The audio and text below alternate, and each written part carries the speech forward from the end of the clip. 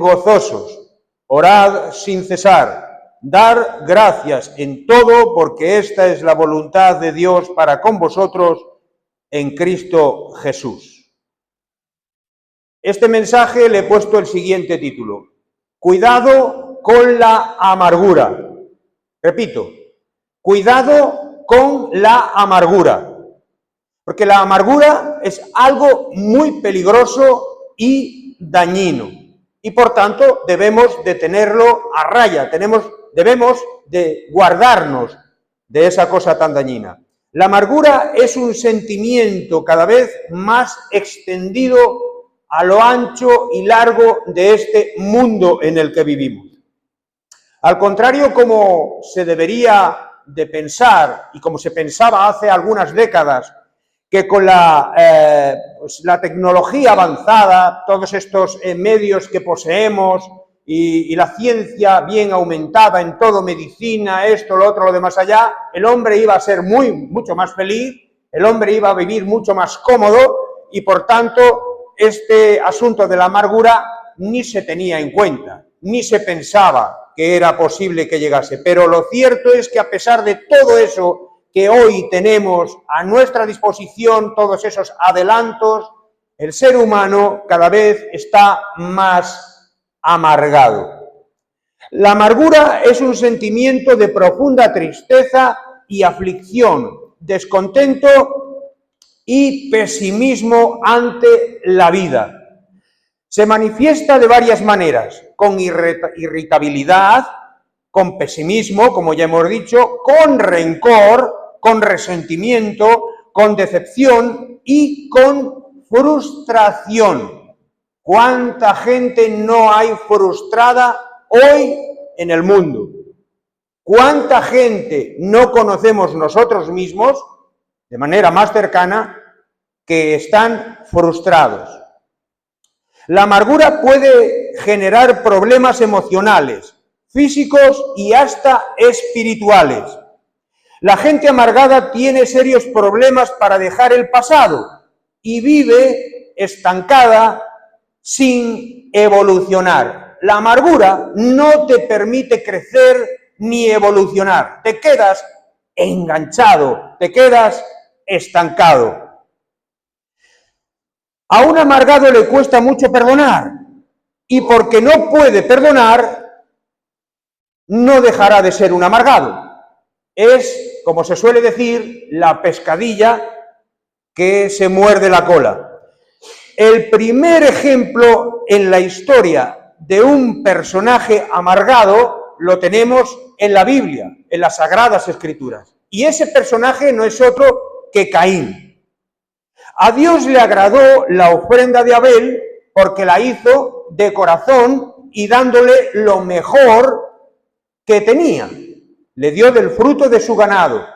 Sin embargo, dicen que Caín, por el contrario, le dio a Dios del fruto de la tierra, quizás seguramente lo que le sobraba. Algunas tradiciones hebreas dicen incluso que Caín dio a Dios fruta podrida, fruta que ya no podía él usar y lo que le sobraba le presentó. Entonces a Dios le agradó la ofrenda de Abel y le desagradó la ofrenda de Caín. Así que Caín se llenó de amargura, de envidia, se enfurruñó contra Dios y contra su hermano. Y fíjate qué cosa, los amargados siempre creen que todo el mundo los odia, que todo el mundo está contra ellos, se sienten víctimas y creen que todo el mundo está ahí para fastidiarles. Y eso genera reacciones muy negativas. Los amargados creen que todo el mundo está ahí para odiarles y fastidiarles. El Señor le advirtió a Caín que tuviese cuidado con la amargura. Le dijo: ¿por qué ha decaído tu semblante? ¿Por qué estás enfurruñado? ¿Qué te pasa? Claro que Dios sabía lo que le pasaba.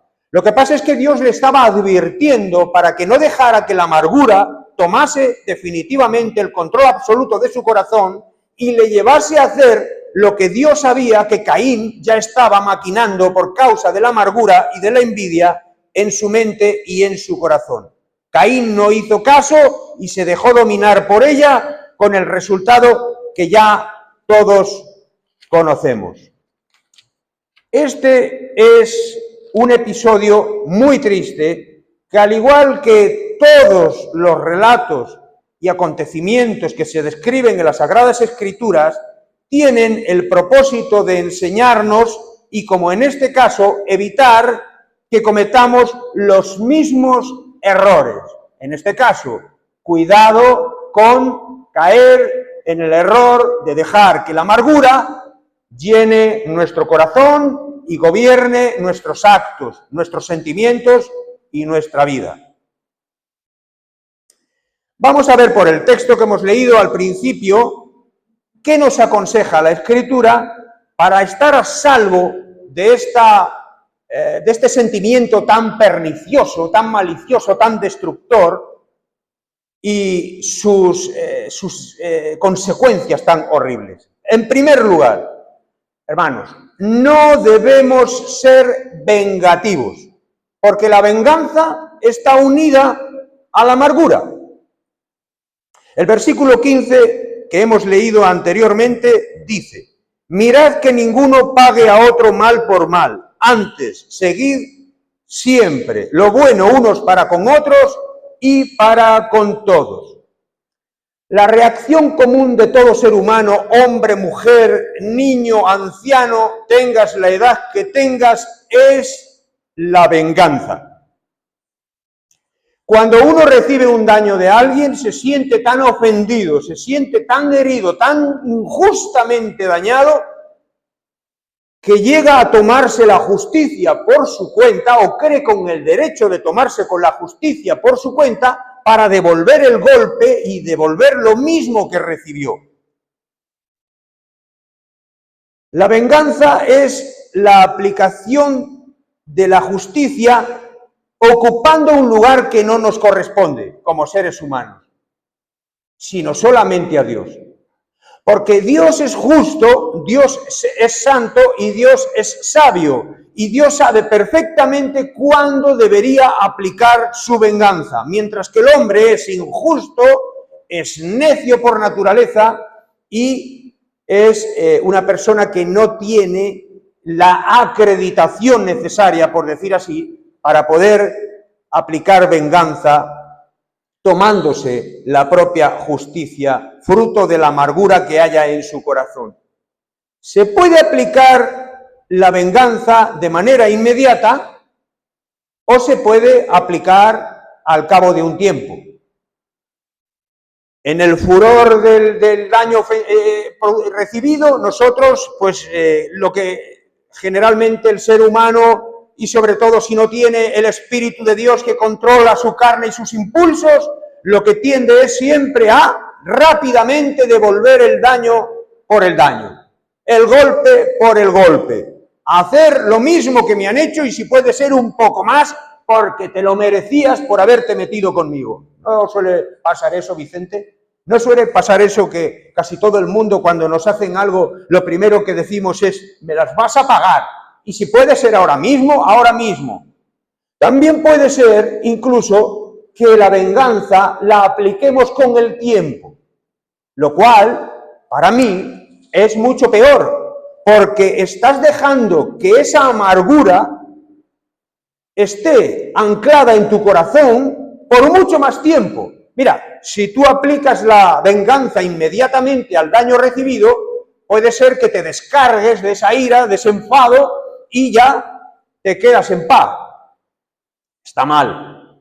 Pero el guardar el rencor y el resentimiento y la amargura y maquinar y cómo yo puedo devolverle el golpe a ese que me hizo daño y cómo yo lo voy a hacer que sea más efectivo, que le duela más, a ver cómo yo puedo aprovechar la mejor ocasión, eso es todavía peor, mucho peor. Dios no desea que sus hijos sean vengativos en ninguna manera. La venganza humana es la negación absoluta de la misericordia.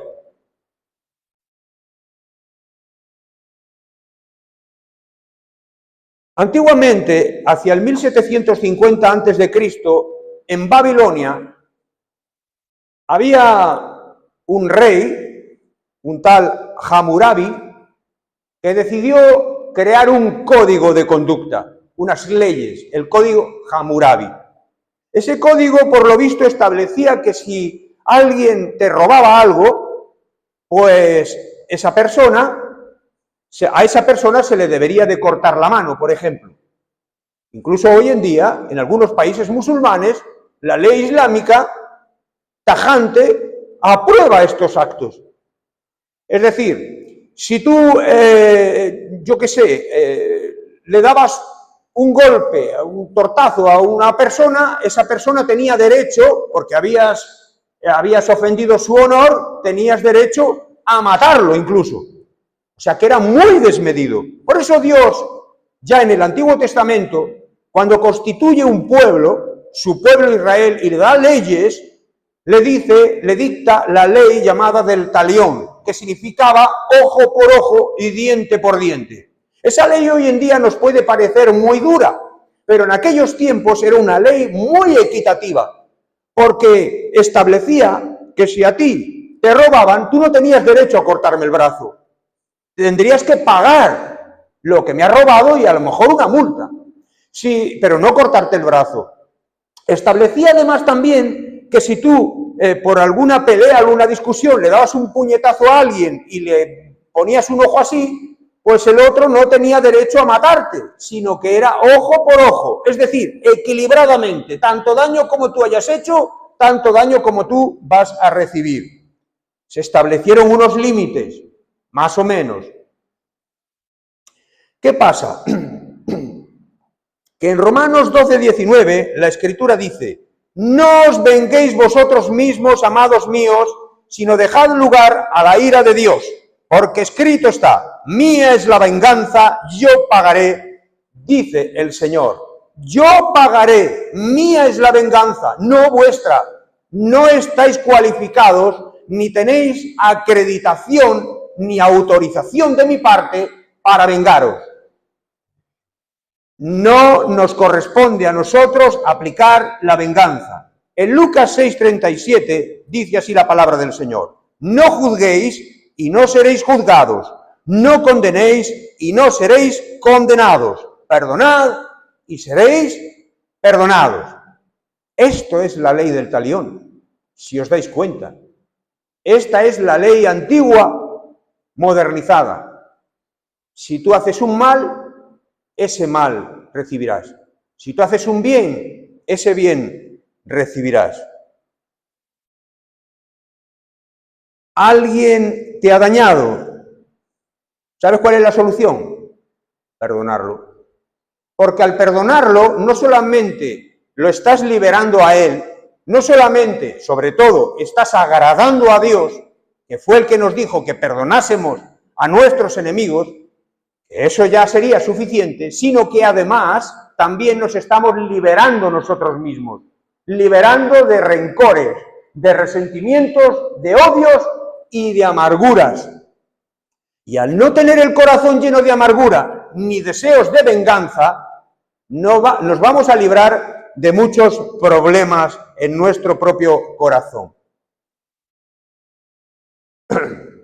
En segundo lugar, debemos estar siempre gozosos para que la amargura no se apodere de nuestros corazones. El versículo 16 dice: estad siempre gozosos, dice el apóstol Pablo. Y fijaos que el apóstol Pablo, si lo miramos bien, no era una persona que tuviera motivos para estar feliz según el mundo. Porque cuando no le estaban azotando, estaba en medio del mar en un naufragio. Cuando no, le estaba picando una víbora. Cuando no, estaba en la cárcel. Montones de veces estuvo en la cárcel. Hizo montones de kilómetros, penurias. Tenía un aguijón en su carne. Y sin embargo, él dice: estad siempre gozosos. Alegraos en el Señor. ¿A quién no le gusta estar siempre feliz? A mí me gusta estar siempre feliz. Yo quisiera estar siempre feliz. A Vicente no, porque tiene la cara así, puede que está... A ti también te gustaría estar siempre feliz, ¿a que sí? Que todas las cosas te funcionaran siempre bien. Que cuando se te antoje, yo qué sé, un patinete, pues lo puedas tener ahí. Claro que sí, eso es así. A todo el mundo nos gusta que las cosas nos salgan y estar siempre felices. Pero, escucha esto, muchas veces las circunstancias de la vida no nos permiten serlo fácilmente.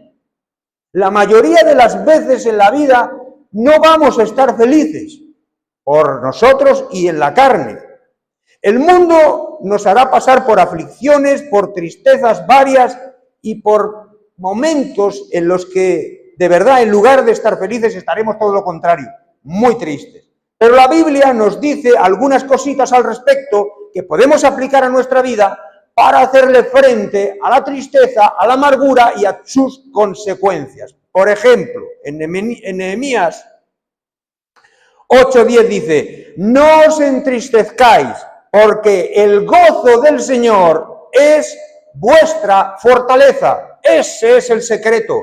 El gozo del Señor nuestro Dios es nuestra fortaleza, a pesar de las dificultades, a pesar de las aflicciones, a pesar de las enfermedades, a pesar de todos los problemas. El gozo del Señor que está aquí dentro de nuestro corazón y de nuestra alma es nuestra fortaleza, que nos sostiene, que nos levanta y que nos ayuda a seguir adelante con gozo en el Señor. Por eso podemos entender ahora a Pablo. Estad siempre gozosos, aunque el hombre pasó por un montón de tribulaciones, porque él tenía el Espíritu Santo y el gozo del Señor metido hasta la médula, y él podía decir, a pesar de todo, gloria a Dios por todo, porque el Señor es mi fortaleza y es mi gozo.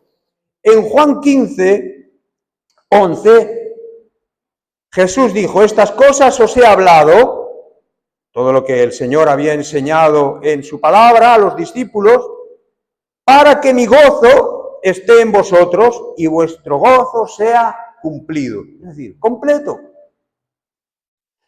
Mira, recibir la palabra del Señor y tenerla en nuestro corazón y en nuestra vida, como dice aquí el mismo Jesús, hace que su gozo esté en nosotros. Hace que nuestro gozo sea real, sea completo. A ver, el gozo no es estar siempre riéndose.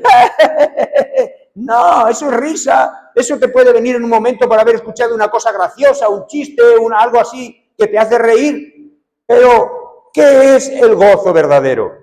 Es esa sensación que tú tienes dentro de ti, que aunque sabes que las cosas no están yendo bien por fuera, pero tú tienes la seguridad de que tienes un Dios fiel que te sostiene, un Dios que está ahí contigo, que no te va a abandonar porque te prometió estar contigo todos los días hasta el fin del mundo. Y un Dios en el que puedes confiar y descansar, que te dijo, venid a mí todos los que estáis trabajados y cargados, y yo os haré descansar. Ese es el gozo verdadero, cumplido y completo que un cristiano puede y debe tener siempre en su corazón. Y mantener así la amargura a raya. En tercer lugar, tenemos que acostumbrarnos a una vida de oración. Acostumbrémonos a una vida de verdadera oración.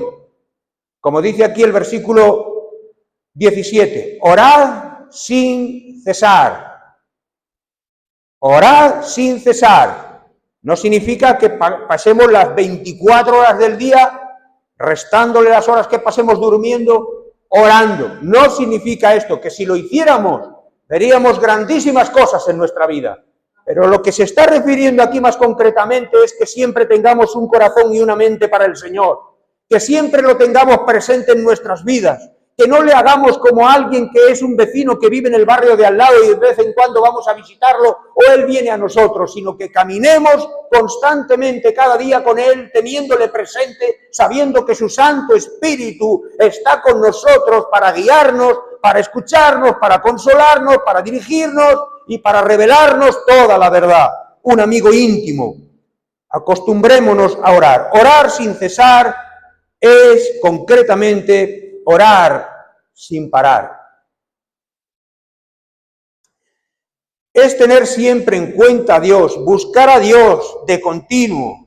Claro está que Pablo está hablando a cristianos. Porque la gente que no es cristiana no tiene ningún deseo de orar. Si acaso alguna vez cuando se sienten en aprietos son capaces de elevar a no sé quién algún tipo de rezo, creyendo que así, por su palabrería, serán escuchados. Pero el Señor nos enseñó a nosotros a otro tipo diferente de oración, ¿a que sí? Una oración de intimidad, una oración en la que nosotros hablamos y también escuchamos a nuestro Dios. No es un monólogo, es una conversación, como la tendríamos con cualquier otra persona. Ese es el tipo de oración que Dios quiere, una oración de ida y vuelta. Además, dice el Señor, oraciones que no sean esplendorosas para que otros te vean, sino que las que más escucha Dios son aquellas que tú estás elevando a Él cuando estás solo en tu habitación encerrado, en tu cama llorando, cuando estás sufriendo una enfermedad, cuando estás sufriendo un dolor, cuando estás sufriendo un disgusto terrible, cuando tienes cierto grado de desesperanza. Esas oraciones son las que Dios escucha y responde.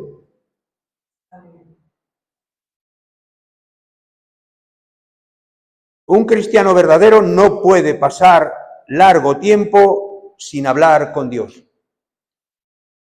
Por eso te digo, si tú eres de aquellos que eres capaz de pegarte todo un día sin hablar con Dios ni siquiera 5 minutos, permíteme que te diga una cosa, tú no eres cristiano, tú no tienes el Espíritu de Dios en ti.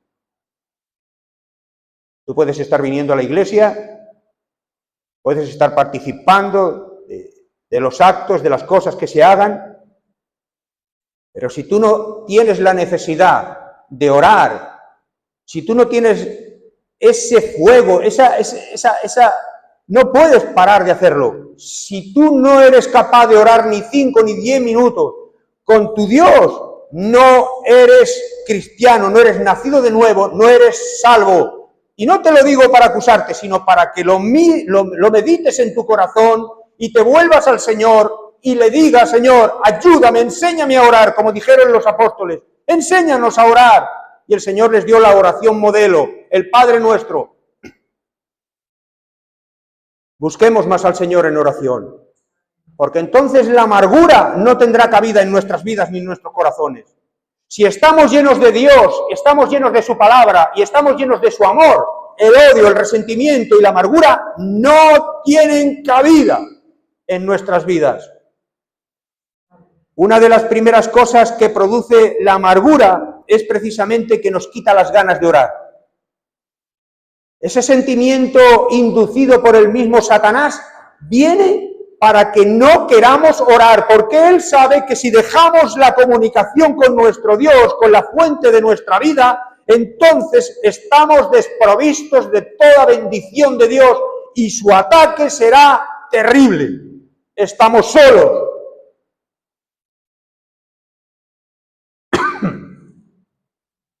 David sabía de la necesidad de orar. En el Salmo 63, 1 dice, Dios, Dios mío eres tú, de madrugada te buscaré, mi alma tiene sed de ti, mi carne te anhela, en tierra seca y árida donde no hay aguas. Te necesito, Señor, de mañana ya quiero buscar tu presencia, porque sé que sin ti estoy seco, me muero, necesito escuchar tu voz. Necesito saber que tu presencia está conmigo. Necesito sentir el fuego de tu espíritu ardiendo dentro de mí. Necesito orar. Jesús oraba en todo tiempo. Él se iba de madrugada, dejaba a los discípulos y se iba a un monte cuando aún todavía no se había amanecido para estar en oración con el Padre. Y por eso él podía decirle al Padre directamente, yo sé que tú siempre me oyes. ¿Tenemos nosotros la certeza de que Dios siempre nos oye? ¿Has tenido alguna vez la sensación de que tú estás orando y que parece que la oración no sube del techo de tu casa o de tu habitación? Quizás es porque no estás orando con el corazón. Quizás es porque no estás orando sinceramente y con necesidad a tu Padre, sino que lo estás haciendo simplemente por cumplir con un rito. Dios busca corazones sinceros, que lo busquen. y que lo adoren en espíritu y en verdad, no religiosamente. Prueba a buscar más al Señor con sinceridad. Habrá muchas cosas que te quieran impedir orar. Habrá muchas ocasiones en que las tinieblas se interpondrán para impedirte que tengas no solamente el tiempo, sino también las ganas. Pero como cristiano lleno del Señor, que has conocido a tu Dios, debes de ser disciplinado y debes de decir, no, primero mi Dios, después lo demás. No tengo ganas de orar, a orar el doble. No tengo ganas a hincar mis rodillas, me duelen las rodillas, me da igual, porque lo hago para la gloria de mi Dios, en adoración a mi Dios. No puedo levantarme de la silla para alabarte. Me voy a levantar y me voy a subir hasta el techo, para alabar y adorar a mi Dios, y mostrarle así el respeto, el amor, la importancia que significa que amemos a nuestro Dios, demostrarle lo que le queremos.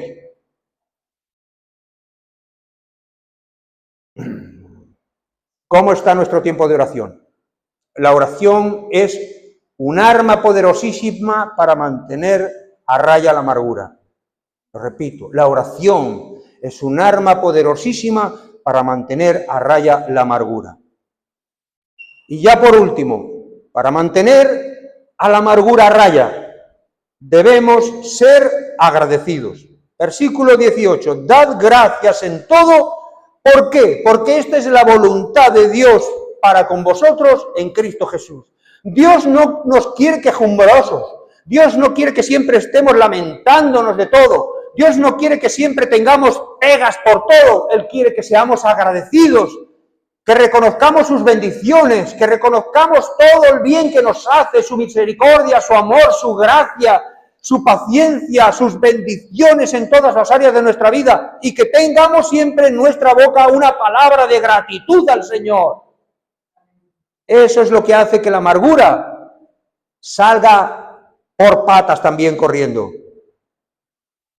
Por todo. Dad gracias por todo, no solo por lo que nos favorece. Porque mirad, hay muchas veces y nosotros tenemos un concepto equivocado. Ya lo dije el otro día cuando pasé la meditación en el grupo. Hay veces que la gente se piensa que la bendición es que todo te salga bien, que todo te salga como tú querías, como tú ya lo habías planeado. Y cuando hay algo que no te sale como tú exactamente habías determinado que tenía que salirte, pues ya crees que ya eso no es una bendición y empiezas a quejarte. Y no te das cuenta, cristiano, que Dios, que nos ama, sabe mucho mejor que nosotros qué es lo que nos va a hacer bien y qué es lo que nos va a hacer mal. Que muchas veces como niños necios no hacemos más que llorar y patalear pidiendo cosas que Dios no nos puede dar precisamente porque nos ama. Y que si a veces Dios hace que pasemos por situaciones difíciles, tiene un propósito porque quiere curtir nuestra fe, quiere curtir nuestra esperanza, quiere hacernos más constantes, quiere hacer que nuestra paciencia se fortalezca, quiere hacer que nuestra confianza en Él sea mayor, más absoluta, que lleguemos a conocerle por medio de las aflicciones, porque esa es la mayor de todas las bendiciones. Ser agradecidos en todo, no solamente en lo bueno, sino también en lo malo. ¿Cuántas veces nos olvidamos de dar gracias a Dios? ¿Cuántas? Muchas veces nos olvidamos de dar gracias a Dios. Señor, por favor, que afligido estoy, sáname de este dolor o de esta enfermedad, o solvéntame este problema económico, no tengo trabajo. Y cuando lo tenemos, nos alegramos tanto y disfrutamos tanto de lo que tenemos que nos olvidamos de quién fue quien nos lo dio. Y al cabo de un tiempo, menos mal, el Espíritu de Dios nos dice: te olvidaste de darme gracias, ¿quieres dármelas ahora, por favor? Ah, sí, perdón, gracias, Señor. Eso no debería ser así. La gratitud del cristiano debería ser constante, continua. Seamos agradecidos en todo tiempo. Señor, ayúdame, oh Señor, no me abandones, te prometo que si me ayudas. ¿Sabías que la mejor gratitud a Dios es la obediencia? Si me amas, mi palabra guardarás, dijo Jesús. Es la mejor manera de demostrarle a Dios nuestro amor, nuestra gratitud por lo que Él hizo por nosotros, nuestra obediencia. ¿Cómo estamos en cuanto a obediencia también? ¿Cómo estamos en cuanto a obediencia? ¿Obedecemos cuando nos es fácil hacerlo? ¿Cuando no requiere de nosotros mayores sacrificios? ¿O obedecemos siempre porque sabemos que eso es lo que Dios quiere que se haga y lo hacemos porque le amamos y porque queremos agradarle? ¿Cómo está nuestra obediencia? De ello va a depender mucho también que la amargura se quede en nuestro corazón o que no sea capaz de entrar. El refranero dice que es de bien nacido ser agradecido. Seamos bien nacidos con nuestro Dios a través de Cristo. Por muy justo que nos parezca, nunca debemos de pagar a nadie mal por mal. No seas vencido de lo malo, dice la Escritura. No seas vencido de lo malo, sino vence con el bien el mal. Debemos mantenernos siempre alegres con el gozo del Señor, recordando que Dios está con nosotros, es fiel y no nos va a abandonar jamás porque Él lo prometió. Debemos orar continuamente, sin desfallecer, y mantener nuestra mente bendecida y en paz con Dios. Debemos dar gracias a Dios siempre por todo. No olvidemos lo mucho que Él ha hecho por cada uno de nosotros. No lo olvidemos. Miremos la cruz y veamos el infierno sin nosotros. No dejemos que la amargura tome el control de nuestro corazón para hacer que estemos resentidos y llenarnos de ese deseo malo, diabólico de venganza. Desechemos la amargura y no tendremos deseos de vengarnos de nadie. Que la amargura no nos impida ser agradecidos, permanecer alegres y sobre todo tener una continua comunión con el Señor. Amén. Cuidado con la amargura. No dejemos que la amargura se apodere de nosotros. Aprendamos a perdonar, a soltar y a ser libres en el Señor. Amén. Amén. Señor Dios Todopoderoso, te damos la gloria, la honra solo a ti, te alabamos una vez más por tus enseñanzas, por la presencia de tu Espíritu que nos ha estado enseñando, hablando a cada corazón. Y Señor, te agradecemos porque eres bueno y lleno de misericordia, porque eres maravilloso y siempre estás ahí para cuidarnos. Sigue haciéndolo, Señor. Gracias por tu palabra. Te bendecimos una vez más en el nombre de Jesús.